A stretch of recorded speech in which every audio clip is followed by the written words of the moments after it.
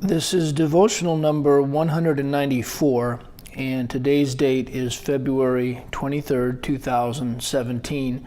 And this week we've been considering the topic, the end of salvation. And one thing we have to keep in mind is that once God shut the door to heaven on May 21, 2011,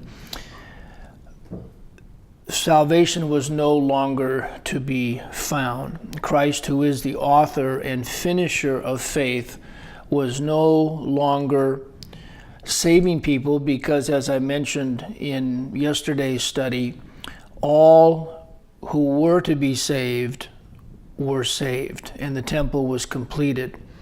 Now, we read about this day of judgment when salvation is no longer available, and when God is ruling this world with a rod of iron. For example, in Psalm 32, 6b, there we read, "Surely in the floods of great waters they shall not come nigh unto him." And we see that the believers are protected during the day of salvation. Whereas those that are the non-elect, they are going to be overcome by the judgment of God, which is typified by these waters. We also read, for example, in Song of Solomon 3, 1 through 2, it says, "By night on my bed I sought him, whom my soul loveth. I sought him, but I found him not. I will rise now and go about the city in the streets, and in the broad ways I will seek him, whom my soul loveth. I sought him, but I found him not." We also see the same idea in Song of Solomon 5:6. "I opened to my beloved, but my beloved had withdrawn himself and was gone. My soul failed when he spake. I sought him, but I could not find him. I called him, but he gave me no answer." Now, there might be a double meaning there having to do with the believers. I'm not sure about that. But if we go to Proverbs 1:28, it says there, "Then shall they call upon me, but I will not answer. They shall seek me early, but they shall not find me." In the context of Proverbs 1 has to do with wisdom. And we know that according to 1 Corinthians 1:24, Christ is the wisdom of God. And here it's saying they're going to call upon me, upon the wisdom of God, upon Christ, but he's not going to answer. They're going to seek him early, but they're not going to find him, because it is now nighttime and no work is being done during this time of spiritual night. The work was all done by Christ during the day, and that has to do with the day of salvation.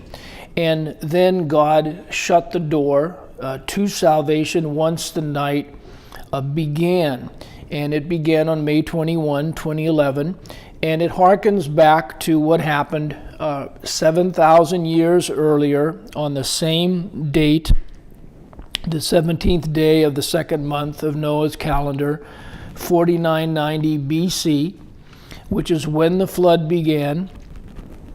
And all of those who happened to be outside of the ark perished, while those whom God had shut inside the ark were saved.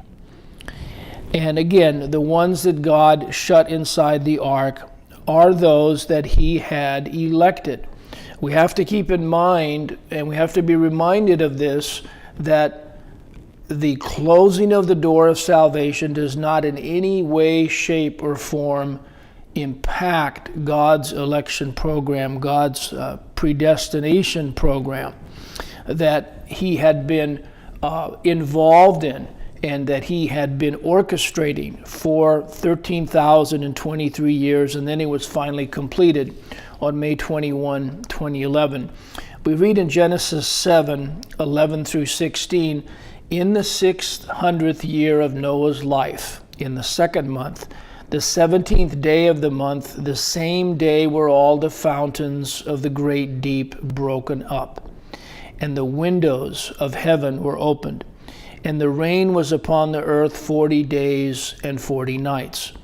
In the self same day entered Noah and Shem and Ham and Japheth, the sons of Noah, and Noah's wife, and the 3 wives of his sons with them, into the ark. They and every beast after his kind, and all the cattle after their kind, and every creeping thing that creepeth upon the earth after his kind, and every fowl after his kind, every bird of every sort.